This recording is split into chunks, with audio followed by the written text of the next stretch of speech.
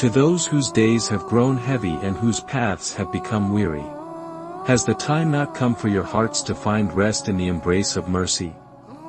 How gentle are the steps that lead a servant back to his Lord, and how vast is the gate that never closes before the broken-hearted.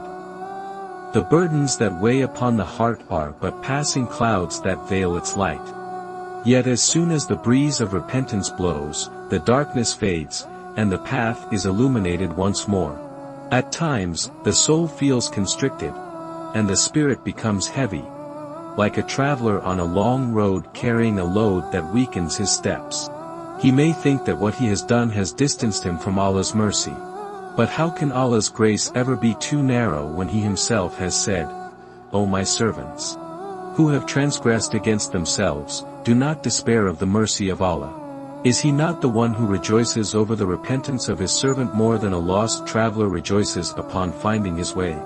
O you who carry burdens in your heart that have weakened you, do you think that what has passed has closed the doors of hope before you? Do you believe that Allah's mercy is measured by human faults? Do you imagine that frequent stumbles can sever the bond between you and your Creator? Do you not know that the Most Merciful loves those who return to Him and draws near to the broken-hearted? Do you think that the gates of light will be shut before those who strive towards them? Is it not time for you to lay down what burdens you and run to a Lord who loves to pardon? Is it not time for your eyes to weep from longing rather than regret? Be like a child who returns weeping to his mother's embrace, for indeed, Allah is even more merciful to you than she is. O Allah, if there is loneliness in our hearts, comfort it with your remembrance.